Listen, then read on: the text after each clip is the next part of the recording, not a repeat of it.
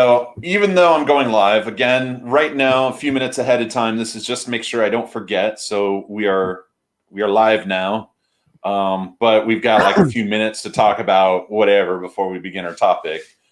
This is to let all the viewers, hopefully at least one of them, let them know that we're up and running.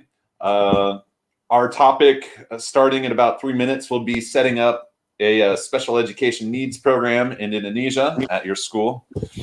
But until then, I mean, we can talk about whatever. Indeed. How about that blizzard going on in Texas? Pretty bad, huh? I've not seen anything like that. I'm avoiding the news full stop at the moment. I'm on a complete news blackout. It's too depressing. That's good. It's, I mean, it's better. It's better than what it was like last month and the last 4 years before it. But still, it's like coming off of like digging yourself out a hole. It's like you still have to make your way to the shower to kind of really truly get clean. You know, we're just now climbing out of the hole, so it's going to take a while. Yeah, exactly. How about the rain out here? I've noticed it's been raining for like the last 48 hours nonstop. We were talking about that in the meeting earlier, and it's just everybody was just saying how they're getting under the weather because of the rain, just constant rain. It's the wet season, I suppose, here, isn't it? But, yeah, for some reason I thought it was supposed to happen like in the fall months. I forgot it was supposed to happen in the late winters, early spring months. Around always around Chinese New Year. Always around Chinese New Year. I mean, I'm not getting sick because I'm not leaving the house. I'm not really doing anything. No, exactly. I think it's just. It's kind of the dampness and everything. I think it's just getting to people. But I love it. I like the rain, so it doesn't bother me in the slightest. I'm English. I like it in chunks. Yeah, you know, like give me like maybe 2-3 hours, and then after that, it's like, okay, go ahead and dry up. I got stuff I got to do outside. Yeah. I got to do some laundry. Getting clothes dry is a nightmare. So, yeah, but no, I mean seriously, like. Ever since lockdown, like I used to get these sinus infections when I was at the school. I used to get them like once every 3 or 4 months. I don't think I've had one since we went on lockdown in March of last year. For almost a whole year, I haven't had one. You're allergic to tools. Maybe I'm allergic to children. Who would have thought? But yeah, I mean, I hope that other people have kind of like experienced this lack of getting the normal typical illnesses. It makes me wonder if there's going to be this wave of flus going around once you know the lockdown's been decommissioned. But until then, you know, I'm considering that we've kind of gotten used to lockdown. I'm looking for the silver linings here and there. Still, yeah, I know. All right. Should we make a start? 3 o'clock. It's 3 o'clock. It's 3 o'clock. Let's go ahead and get started. I'm Kenneth Hard, and with me is Gareth Steed. We're both working with the Oxford Wellbeing and Behaviour Clinic in Tangerang, Indonesia. It's a hit and miss with me on remembering the phone number, so I don't have it with me at the moment. I'll either mention it sometime halfway. Go to the website or go to the Facebook page, or they're all there. All the phone numbers are all there. We'll post the links everywhere else, so consider this your break of me not rubbing the phone number in your eyes. The website is oxfordwellbeing.com. No space, no capitalization. So oxfordwellbeing.com will take you straight to the website. From there, you can go ahead and ask us any questions. You can go ahead and pull our phone number from there and talk to our operator. Operators are standing by. Please call because they are bored. Sitting at home as well. Yeah. So let's go ahead and get started. Today's topic is on setting up a special education needs program in Indonesia. Now, the approach I want to take for this discussion is that this is mainly for teachers who have asked us in the past about setting up a program like this for their own schools. Now, if you happen to not, yeah, this is my headphones, so I'm missing audio for a few seconds here. We can still but I'll hear keep you, going. If you are hang on. So if you are a teacher or who's interested in getting a program like this going, we'll go ahead and give you some things to think about, give you some direction on that. And if you are a parent, maybe this is something you can kind of bother your teachers or your school into getting operational. The whole idea is to try and help students with specific needs reach up to the typical academic performance that other children in the school, what we'd call neurotypical students, reach them up to their performance. And it takes a lot of background support that an effective counseling office at a school can really help out with. There's always going to be the need for specialized support, which is where our clinic would come in. But for those schools, for those students with mild difficulties, or for those schools interested in going into the market, this discussion's for you. Now, Mr. Gareth, go ahead and take it. I'm going to run out and grab a good pair of headphones because mine died on me. So just give me a few seconds, Mr. Gareth. You have the floor. I'll be right back. Thank you, Kenneth. So the first thing that we always need to consider when we're looking at this is the experience of the staff within a school, the teachers. Do they have the experience to be able to actually deal with children who have additional needs? And quite often the case that's not often so. So the first thing in a school that we would be looking at is training the teachers in actually implementing the advice that they are given, and that's about it to start with. As long as teachers are trained on implementation, then that's the first step. Welcome back. I was just explaining that the first thing is ensuring that teachers are trained in dealing with intervention strategies and being able to implement advice that they are given. Yeah. Go on. Okay. That's really, really important. I think if I were to start anywhere, it'd probably be at the school management level to decide how you're going to approach special educational needs. And the reason why I think it's important to discuss that is because the decision to become a school that supports special education needs, it can't just be done by one or two teachers. It can't just be done by a few people here and then the rest get to ignore it. It really does have to be a comprehensive approach.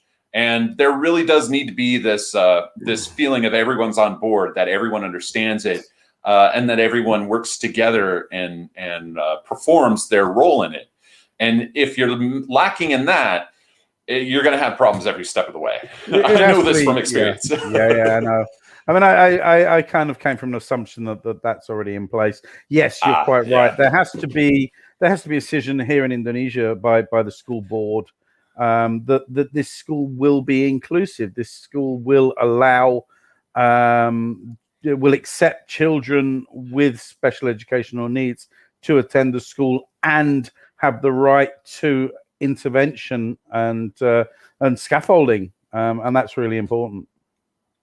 Yeah, sorry, I didn't mean to. I didn't really declare what's understood automatically going into this or not.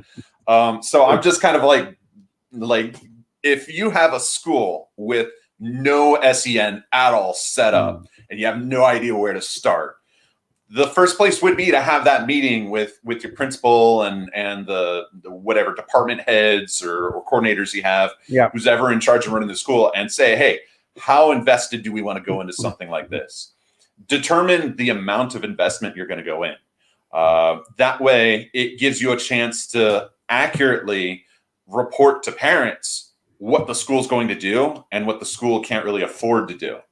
If you lead your parents on thinking that you're going to make everything perfect for the students, and then you find out that the teachers aren't on board, like certain teachers aren't on board, and certain people aren't pulling aren't doing their due diligence, that's just inviting parents to get upset with you. Because when you talk, I mean, from experience, when you talk about a parent who has to who's struggling with trying to get the right kind of support for their child with unique needs, that's a very sensitive topic. And very much. it's especially with the kind of stigma involved. And you know, it's common for us to also run into parents that are in denial.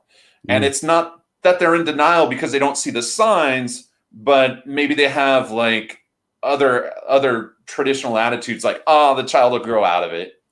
Well, that's a gamble. You never know. Other things like maybe the parent might say, well, if I admit that my child has this unique need, then doesn't that reflect on me as a parent?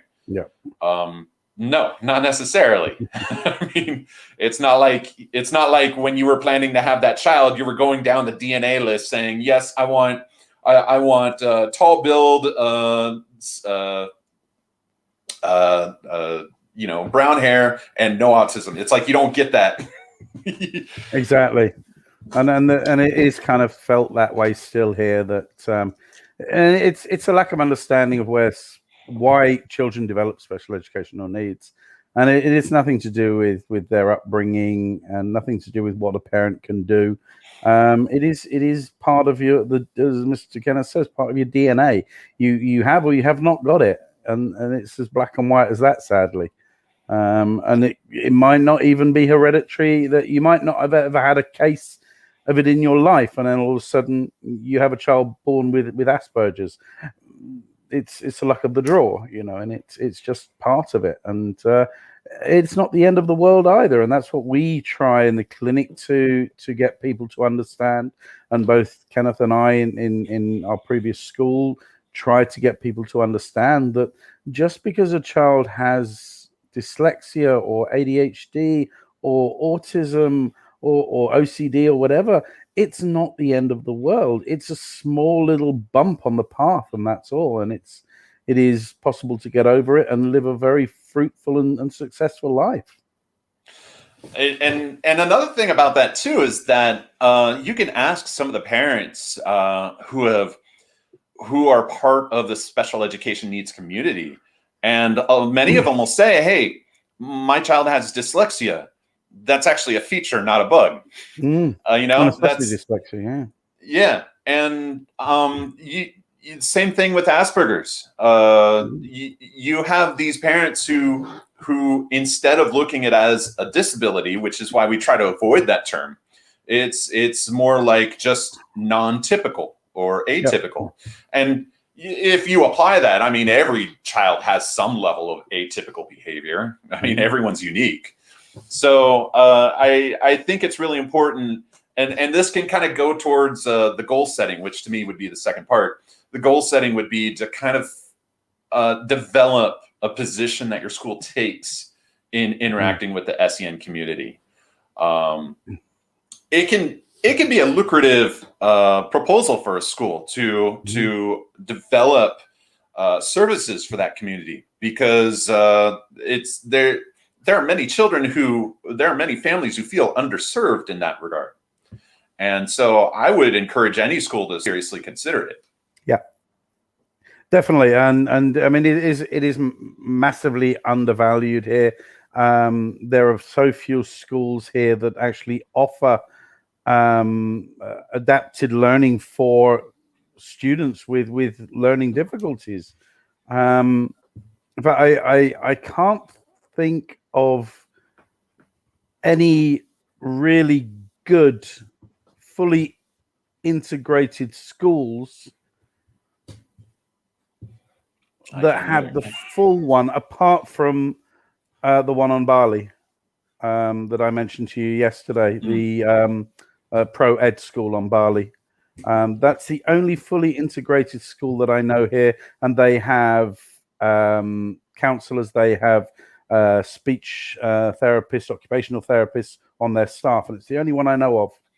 And so it is a lucrative market. And if you are in education for the money, which sadly quite a few owners of schools here are, then that's a big way to make a lot of money, you know. But it's not without its level of investment. I mean, it's important that the school has trained and qualified people, because that can really determine how successful your program is. Not just in the people, not just in the manpower or the skills, but also in the resources that a school like that would need to really pull off a good program. Yeah, it needs specialist teachers. It needs qualified therapists, and as you say, it needs the equipment. It needs the rooms. It needs the chairs for ADHD students. It needs sensory rooms for children who have sensory disorders, etc., etc. And that all has to be in place. And that is not cheap. It doesn't come cheap. No, but I mean, that's why it's important to set those goals to see how strongly your school is going to approach this type of program. Yeah. And we're talking going to from one extreme to the other here as well. Yeah, we're saying nothing to everything, and there is that middle ground. And there are schools such as the ones that Ken and I used to work for that does have a good middle ground on it. And a lot of the international intercultural schools here do have that central ground. They accept SEN students, and they have teachers who are trained in implementing intervention strategies with children with their special educational needs and physical needs as well. More on the local level that it doesn't really happen. And I've worked in schools in the past here where I've just seen children with special educational needs put into a corner and left there. They don't get the education at all. So some of the things that you would have to decide if you're setting up your SEN program at your school, after you've made the decision to go to head in that direction, you'd have to decide what level of intensity you want to involve this. Like, how many man hours are you going to dedicate to this? Are you looking to serve how many number of students within your school? Do you have enough? Enough counselors or special education aides to help support this?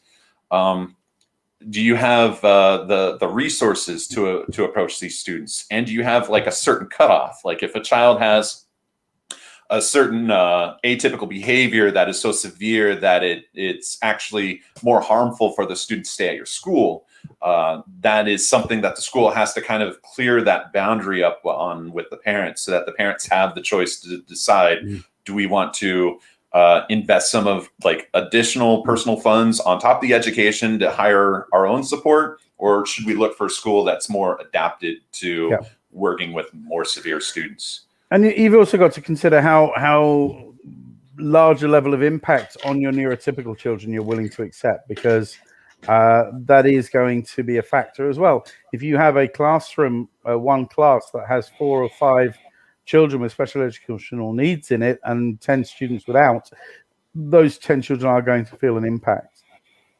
But to kind of soften that, though, is that depending on the social and behavioral targets of the typical student at your school, that may not necessarily be a bad thing.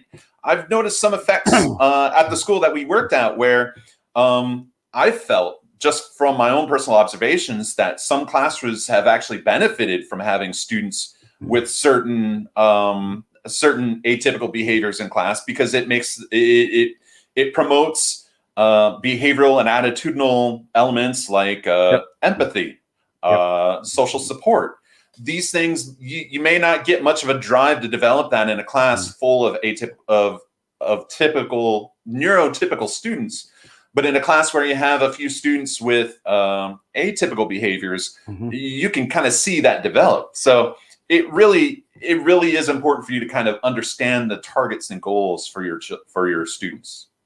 Very much, and that also sits amongst that a lot of children with special needs also have additional qualities that are in kind of enhanced a little bit. I remember having an autistic child who was very, very good at art.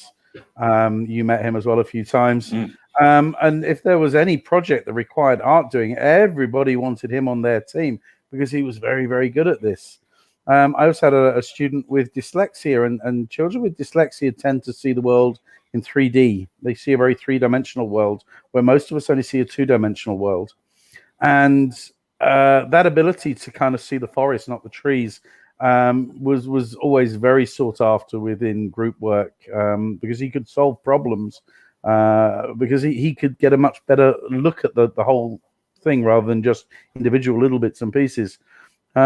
And so you're quite right in saying that, it does benefit the students, and they do learn their empathy skills and their caring skills and their communication skills as well, because they have to learn how to communicate.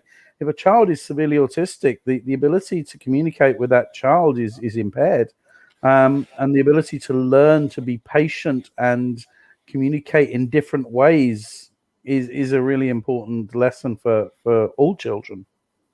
Now, I want to again make another caveat there, is that you can't just take a classroom, throw a student who has a severe atypical, and then expect everything to turn out peachy on its own. You really do need those boundaries established, the understanding. The teacher needs to constantly be working on things like building empathy, building an understanding of what the targets are. There really does need to be that class-wide effort between the teachers and the management and the parents. If everyone's understanding, then it can turn out great. But if you have a teacher that, say, doesn't really communicate well with the parents, and then the parents start seeing the inclusion of a student that appears to be constantly disrupting the class, they may see that as a detriment to their own child, not understanding that empathy is part of the curriculum at all. I mean, it gets messy when everything's not clarified. So communication is extremely important. Yes, and having all of these things, it's a cultural shift. It's a cultural change, and one of the things that you do have to have in place if you are going to do it, and make sure everybody is aware of it, is your procedures, your operating procedures for it. You need to ensure that everybody understands that if you do become an inclusive school, that how you interact with struggling students will change, how you can talk to students will change, how you discipline students has to change as well. And that's one of the big factors, and something that we talk about a lot with regards to schools and is classroom management, but it changes dramatically with regards to special educational needs children. And it's also, again, talking about the goals, you also have to, as a school, decide the approach the teachers are going to take universally to things like misbehaviors. I have a perfect example, one that's probably going to stick with me for the rest of my life. We had a student who was on the autism spectrum, and getting him to wear a cap on his head. It was something that the school required for morning assembly, that all children in a certain age had to wear caps. Well, this one kid who was on the spectrum, just trying to get him to wear a cap, you might as well have been ripping off his arm. He was feeling that level of stress and pain and discomfort. And you probably know exactly who I'm talking about. I know exactly who you're talking about. Yes. And I mean, you kind of have to understand what elements of the school program you're willing to kind of make accommodations on.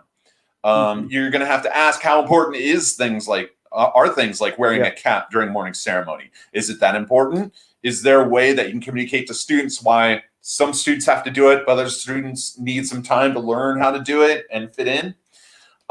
These all have to kind of be understood, and they have to kind of be marketed, because one of the things that I'll get the side effect from is that if you have a situation like what I just described, you have the other students saying, well, if he can get away without wearing a cap, why do I have to wear one? And if the teacher doesn't have a good answer for that, then the student starts feeling like the teacher is being unfair. Yeah. Then they start talking to the parents and say, yeah, the teacher's unfair because they let some kids get away with doing stuff and not others. And the parents don't the parents of the typical students don't understand the situation at the school. And so the problem just kind of gets worse and worse. This is where communication is very, very important. Communication and understanding what your targets are and what the boundaries are. Yeah, exactly. And it's that fair is not equal scenario. You know, just because it's fair doesn't necessarily mean it's equal. And you can't. Another one that you probably remember, and we had as well, is when we would have our flag raising ceremony, and the children had to stand to attention and stand still. And you ask a child with ADHD to stand still, and it's not going to happen. It's not going to happen. And they're fidgeting, and their arms are going left and right. And the same child with the cap as well, he couldn't stand still. And so you had to be very careful on how you dealt with that. And I did see teachers kind of approach him to tell him off. And, you know, I had to intervene and go, no, just let him be. It's not a lot he can do about it. You can't tell him off for that. It's not a conscious decision. It's purely subconscious. And that's something, again, like you were saying, that needs to be thought through. How important are your regulations, and how can you implement some regulations differently for certain students as to other students? And how do you explain that to the students? And how do you explain that to the teachers? And how do you explain that to the parents? And you just brought up an excellent point about explaining it to the teachers, because there have been situations where I felt that it hasn't been well enough explained. One of the hard lessons I've had to learn as a counselor, where some teachers understand that you have to be patient with these children that have these kind of stressors, that aren't able to fit in with the other students. But then you have another group of teachers that don't understand why. And then if you have management or heads of departments that get on teachers who don't enforce the rules, like if you have a rule that every child has to wear the hat, and you have a teacher like me or Gareth who understand that it's going to take time and effort to work this particular child up to wearing a cap, but then you have a department head that's pressuring you to make the kid wear the hat now in the middle of ceremony, and not just pressuring you, but pressuring other teachers, and those other teachers feel that you're not doing your part. You know, it's that miscommunication or lack of communication, whatever you call it, the absence of proper communication, that really kind of spoils the workforce. You start getting these teacher factions at school, those who are with the rules and those who are with the students, and they start butting heads. That is poison to a school. You don't want to go there. That's why it's so important everyone's on the same page. Yeah. It is, and you have to make sure it is that enacted against espoused. You know, is this what I should be doing? Is this what I'm expected to do? And that comes through good communication from the senior leadership of a school, and making sure that everybody understands exactly what is expected. If this scenario happens, this is how you react. If this scenario happens, this is how you react. And that has to be told, and it shouldn't be left to people to kind of look at others and say, well, he reacts that way, so maybe I should react that way, because that way might be wrong. And so that really needs to kind of be done, and that training given, and that communication being there. And that's when we go back into your original point at the beginning, is how important having qualified personnel is. Exactly. And what you said about buy-in as well. You need both of those. You need that full buy-in, and you need the personnel, and you need both of those in place if you're going to have a successful program. Now, when you're looking at a program, when you're looking at staff, you at least want someone with either a very, very, very experienced bachelor's degree, or preferably a master's degree in child development, education, psychology. You really want that master's degree. That helps out. The target of this person is not to prescribe medication. You don't want the school in the medication prescribing business. You just don't want to go there. But this is someone who's qualified well enough, with enough experience and theoretical understanding, specifically for systems like behavioral analysis. You want behavioral analysis. You want social work. That's also beneficial, because people with social work background understand how communities affect each other and how important the community is to creating that network of support for these students. And I'll just dip my toes in a little bit further on the social work element. When you're looking at a special education needs program, one of the biggest misconceptions is that the student can disconnect, can attend regular classes and just like everyone else, and then maybe for 1 or a few hours a week, go to special education needs training for specialized, and then go back to the regular classroom and act like every other student.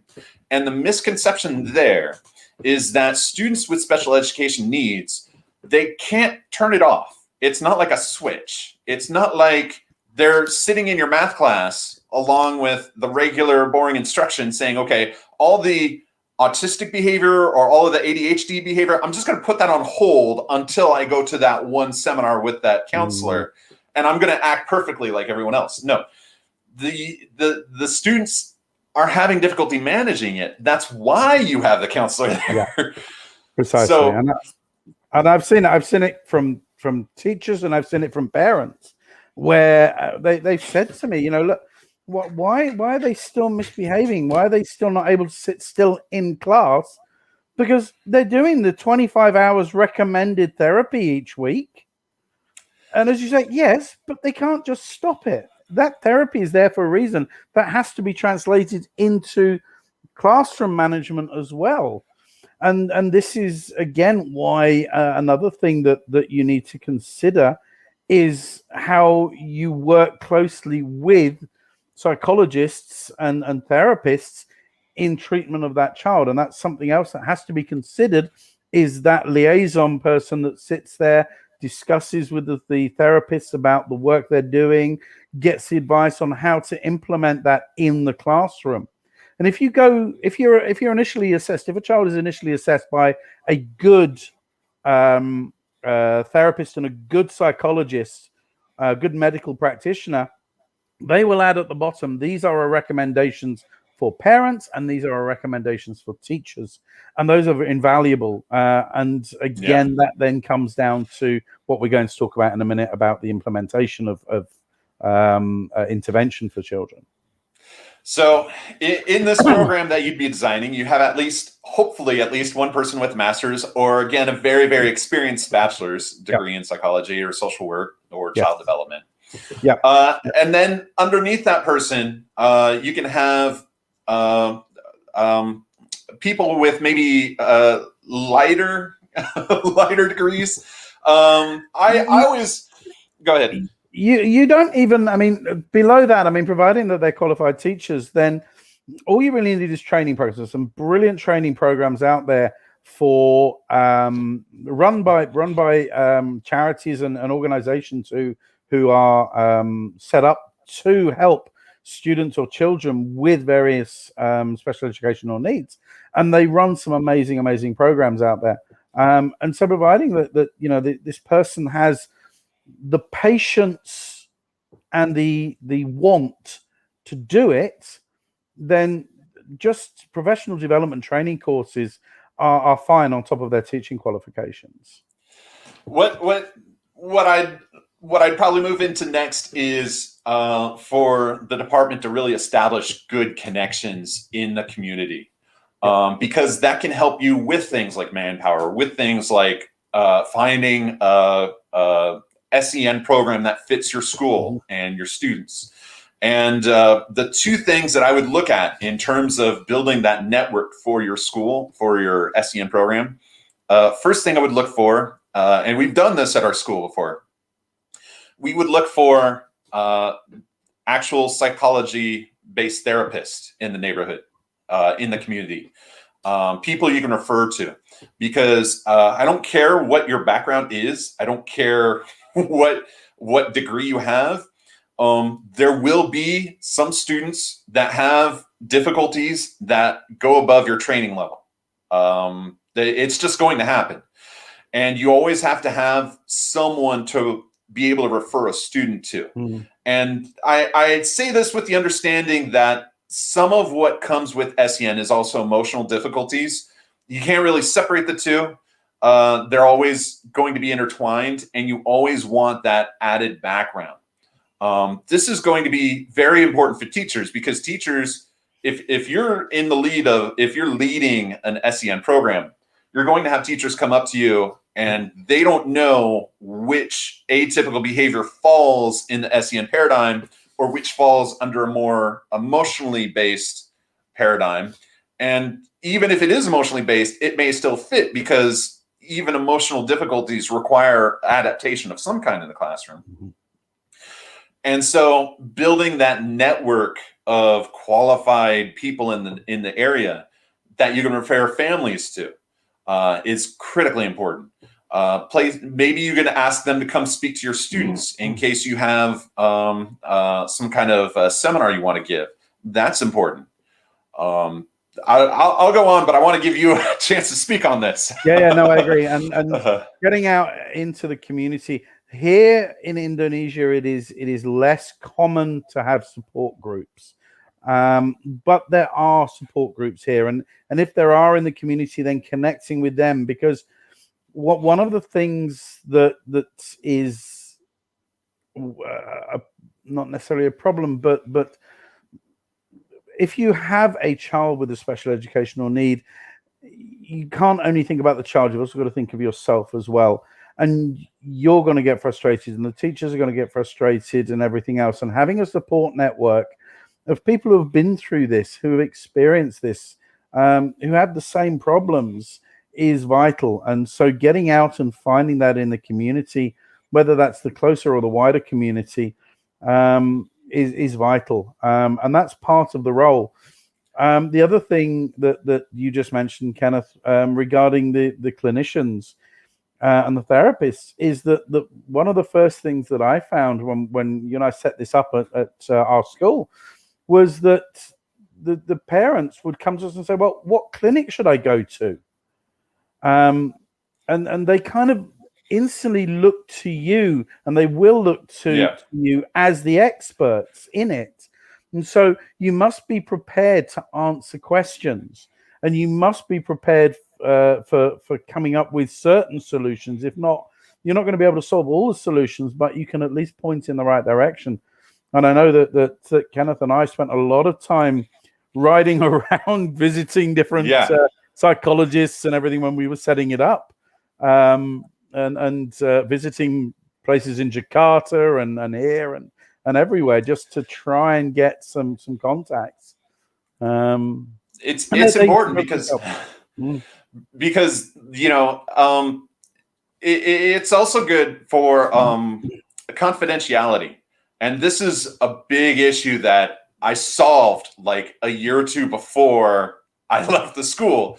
But when you're working as part of the school, there's this kind of what do you call it? Understanding, this subliminal understanding that whatever I tell the counselor could leak to the other teachers, or could leak, and so whatever I tell the counselor isn't always going to be private. Confidentiality is very important for a school counselor, but even when you have that clearly stated, it can be hard to kind of get the trust from the students to understand that. So that's why having separate organizations aside from the school, having connections, is really helpful. At that point, when you're referring to someone to a clinic, you're not referring them because you don't want to work with them anymore. You're not referring them because you've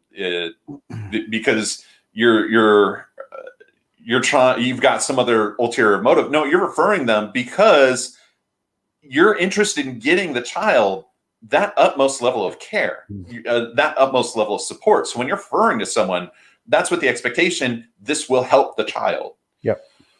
And that's even if it's only helpful in the sense of getting more privacy, that the child and the parents understand that whatever they tell the clinic doesn't necessarily go back to the school automatically, that the parent has the control on what goes back to the school.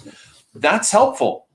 That's sometimes I could never convince parent that, as much as I'm working to be confidential, about the material, sometimes it's still not enough to convince a parent. Yeah. And one of the things that we did ask when we put the system in place was that when we deal with the parents initially, because often the process would be, the parent, the teacher comes to us saying this child is not behaving in a manner that I would expect compared to his peers, and we would observe, and then we would recommend, or we would speak to the parents.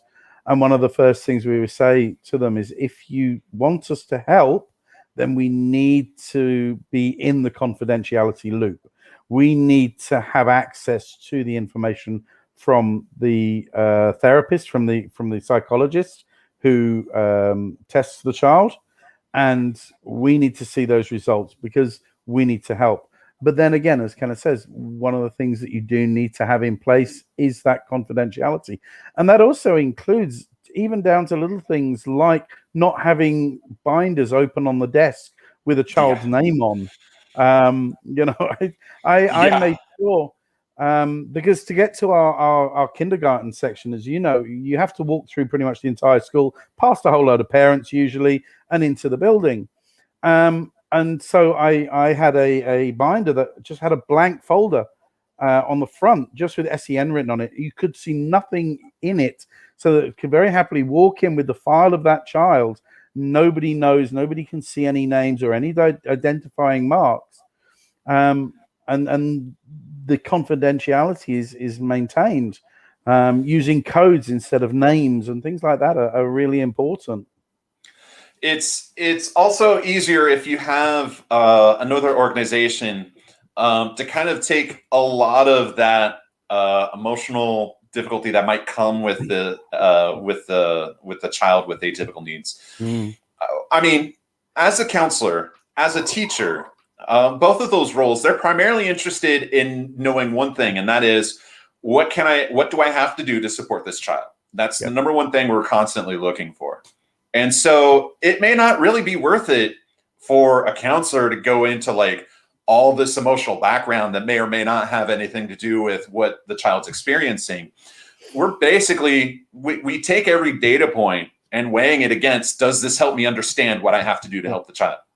And if you have a separate clinic that's willing to manage all the confidentiality, go through all that messy stuff, and come up with an answer, then as a counselor, that's great for me, because then all I have to do is say, hey, parent, can you get the clinic to tell me what to do? And then as a counselor, I'll make sure that the teachers do it. And then that's it. I don't have to worry about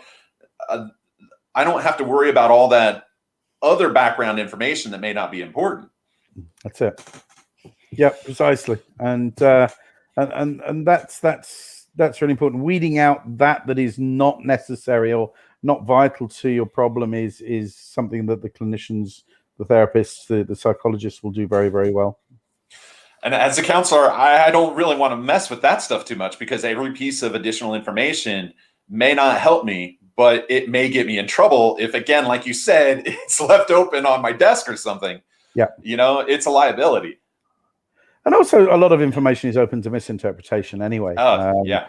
If a child is licking a stone, that might not be pica. That it could be that they have a sensory problem, and so the information interpretation should be left up to psychologists. And that's one rule actually I do want to stress, is that if you do set up a SEN section in your school, do not evaluate the child. It is not your role, your responsibility, and you are not qualified to do it. We can have our suspicions, and we often do, but I've been doing this for 7-8 years. Kenneth's been doing this for over 10 years. I've been wrong more times than I've probably been right, to be honest. I can say, well, this kid's got this, and this. It has to be this. And then the report comes back and it's something different. Because I didn't factor in this or this or this. And so it's not a good idea to get into the guessing game of what's wrong with the child. And I kind of avoided things like labels of certain behaviors. I mean, I may have thrown some words out earlier this broadcast, but when I'm talking about a specific student, unless you're talking about getting some kind of government aid, the label tends to not really help me in what I'm actively doing with the child. I'm looking for training. So as a counselor, if I have a student who's doing something wrong or a student who's not doing something they should be, I'm not looking for, well, what label fits this? I'm looking instead for what do I have to do to train the student to do that thing? Precisely. Whatever background the student has, I mean, it might be helpful, but it's not necessary. If I find a student's not wearing a hat, does it matter to me whether it's ADHD or autism or whatever? Maybe. But at the end of the day, I know my job is to try and work with that student to get them more comfortable and more regularly wearing that hat. And if that takes me not understanding what the background is, but learning how to delicately push through with behavioral analysis, that's fine. Does the student get teased whenever he tries to put a hat on and it's emotionally based? Maybe. Does that need a label? No. Just get him to do it in a room by himself without any friends nearby. Maybe the student has some kind of soft spot where he got injured really badly one time and it brought up trauma. Maybe the student, again, feels that wearing a hat is coming from orders and it's not something that he's able to control on his own. That's why it's averse. Again, the label may not help as much as the training and the systematic prompt, observe, reward. Precisely. And that's a really good piece of advice is framing your actions into what can I do to help this child rather than that child is autistic, therefore I need to do this. And that should be the case with every child and not just an SEN child. Exactly. All of our decisions should be based on what is best for the child and why is the child behaving in a certain way. And we're kind of going back to bits of behavior again here, which is kind of a passion point for both of us. But behavior is learned. Behavior is not something that is done without a reason. And therefore you need to look at the cause behind the behavior to actually be able to solve the behavior in the long run. And it's the same with this. As Kenneth said, you shouldn't be labeling the child. You shouldn't say the child is autistic, therefore. That's not necessarily the sedent. That may be part of it, but that's not all of it. And you need to work out what the rest is. That brings me to another point is that, when you have a student in an SEN program, especially when they're older, when they start going into their teenage years, it's kind of wrong for people to think that the child with autism or the child with ADHD is just a child with autism or just a child with ADHD. There's this misunderstanding that when you see a student like that explains all of their behaviors. And one of the things I learned this very quickly after, a year or two at my old job before the school is that you can have a child that's severely autistic. That child who's severely autistic may also be a prankster, may also have emotional problems, may also have digestive issues. I mean, they're under every child, underneath the mask of whatever atypical background they have, there's still strong elements of a normal child buried in there. And so, if you see a student not doing their work and you get a teacher said, oh, it must be because he's autistic. Maybe not. Maybe the reason he's not doing his work is because he just likes playing video games at home, and it has nothing to do with the autism or other atypical behaviors. And again, that's another dangerous. Why it's dangerous to label children. Yeah. Because you are, if you label a child, you're tending then to forgive them behaviors that are not part of that. And as you say, an autistic child who's a prankster, that's nothing to do with the autism. He's just a prankster. He likes pranking. I mean, it can interfere. You can have cross-affecting, but there's nothing in autism that says anything about being a prankster or inability to be a prankster. No, and you need then to treat that behavior as you would any other child. You need to explain why it's not acceptable or why they went too far with it or whatever. And that has to be dealt with just like any other behavior. And so, and again, this is why it's so important to have a counselor or an SEN specialist given floor time to train the other teachers, because the SEN specialist or the counselor might see the student for a couple hours a week or 3 hours a week. That's fine. But it's the other teachers that are going to be working with this. Sorry. Poor choice of words there. Yeah. But it's going to be the other teachers who are working with the atypical students.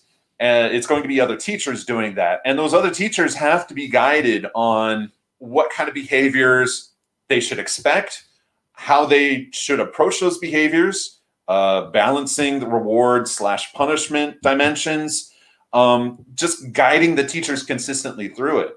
And if the counselor doesn't have the support of management to execute this, or if the teachers feel empowered to ignore what the counselor is recommending, or just say, hey, I'm just an art teacher, I'm just a math teacher, I don't care about any counseling stuff or SEN stuff, that's when you start running into problems. And one of the biggest problems when this isn't established at a school, one of the biggest problems I run into is you get some teachers who are on board with the SEN and other teachers who aren't. And the teachers who are on board feel like the teachers who aren't are getting a free pass. And the teachers who aren't on board, they're the ones that keep coming up to the counselor expecting the counselor to fix all the problems. And it really is problematic. And you find that people have very strong views on this, and it's really strange. But even teachers kind of view sometimes that intervention in a child's behavior or in their education is either saying that they're not good as a teacher, or they think you're excusing the child's certain behavior. And I remember holding a meeting with some teachers about a student who'd been diagnosed with ADHD. And I remember saying to the teachers, right, this is the problem, and this is how he's likely to react. And if he reacts this way, then you can't act like this. You got to do this. And this teacher sort of goes, no, he's just naughty all the time. And you try and you try and you try, and you're going to get people like this who are resistant to it, just like parents and just like everybody else. Teachers are human, and teachers have their own baggage that they have to take with them. And this was a particularly cultural one. And I had to literally sit with this teacher quite a few times to actually explain to them that this behavior was as part of this. Yes, there were behaviors that were naughty, but generally the behaviors were because of this. And the fact that he jumps up and down in his chair and bangs the table was not him just trying to be naughty. It was symptomatic of ADHD. And it took a long time. Almost a year to persuade this teacher that this was the behavior of ADHD and not just a child being naughty. And they came up with a great excuse. Well, he fooled the psychologists. I don't know, well, that takes some doing. If he's doing that, then he's bright. He should be at the very top of the class. Brilliant. Yeah, precisely. And this teacher would try and find all these excuses not to accept that this child needs an intervention. And again, I mean, that's why things like having established goals are in place. The school doesn't really get any points for calling a student out on their ability to manipulate teachers or something. I mean, the whole objective of the school is to get the whole objective of an SEN program in a school is to get the student to fit in with the academic demands of the school. And the other social demands of the school, things like CCAs or co-curricular activities or after-school programs. If a child is able to fit in, I don't really see a need for additional support from an SEN department. But if a child is having difficulty, frequent misbehaviors, not meeting the academic demands, not meeting the behavioral demands, the SEN is supposed to come in just enough to get that student to reach par. And then once that's achieved, the SEN is supposed to pull back. The SEN is a crutch. It's not meant to replace anything long term. I mean, the student's not going to bring an SEN program with them when they go to university. It's just meant to support during the healing, during the assimilation process. Yeah. I mean, the SEN is there to ensure that the child reaches the best standard they can achieve.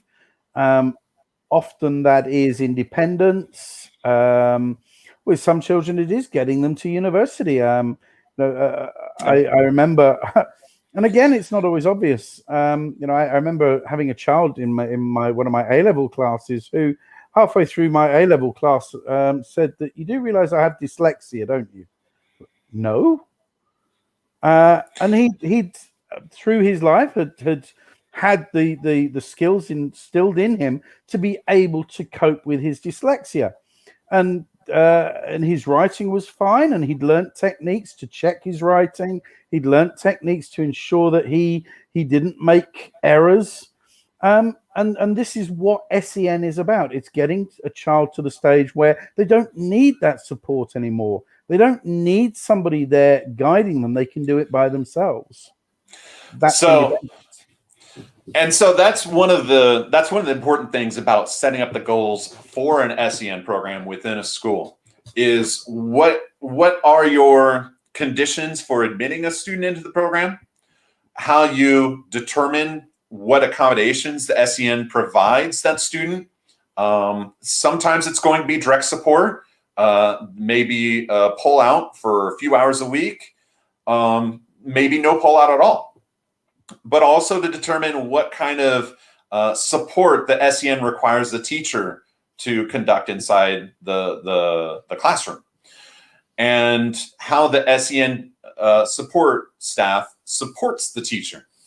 And then the third part that the SEN program needs to have is kind of an exit condition. When does the SEN department come to the understanding that a student no longer needs to be in the program, that they've accomplished their goals and they're now performing, I keep saying at par, but basically how they're able to perform at the same level as the typical students that don't need SEN support. Precisely, and really you kind of break it down into the three like that, and then the three areas, which is the teachers and the school, the student and the parents and wider community. And those are the three areas you need to apply all of these to as well. And those are very, very important. So again, this discussion is more about getting in, how to conceptualize where you're going with this. Now, when you're starting an SEN program, you could, in theory, pull from many different programs around the world. I know there are some programs. I've pulled a box set one time from some university in Maryland, way back when I was starting it at our old school.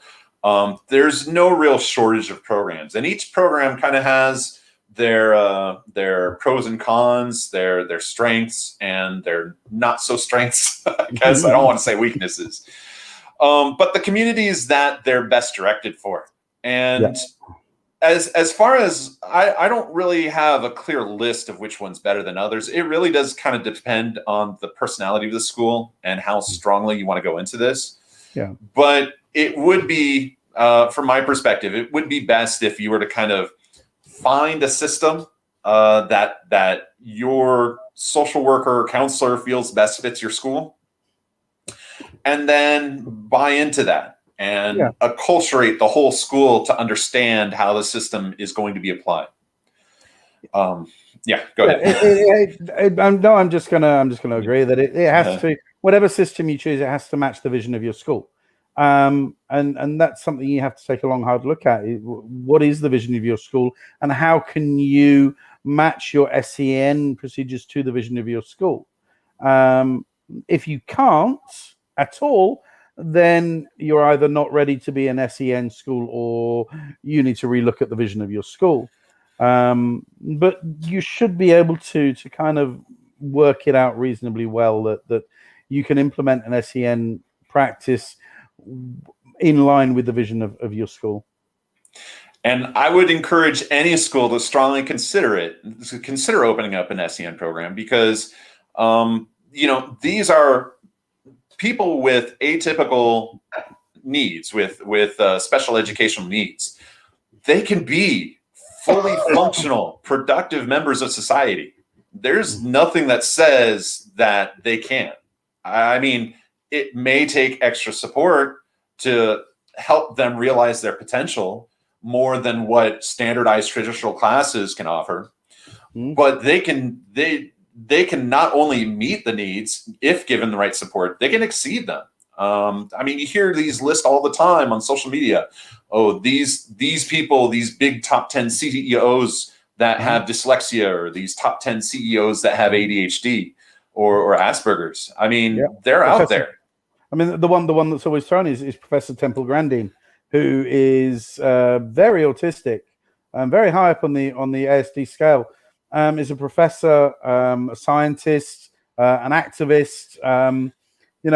She had a way of looking at things that a neurotypical person just couldn't see, and she spotted how to get livestock through into slaughterhouses without stressing out the livestock.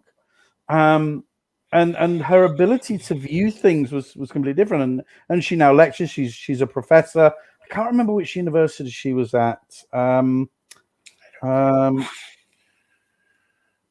know she went to Illinois, Obeying campaign, but maybe, but I can't remember which one she lectured at. But a brilliant woman. They've made movies about her and everything. And so again, it goes back to what I was saying earlier. It's not the end of the world. It's just a small lump in the road of life, and you may go on a slightly different path than the one you initially had planned, but you're still heading in the right direction, and great things can await.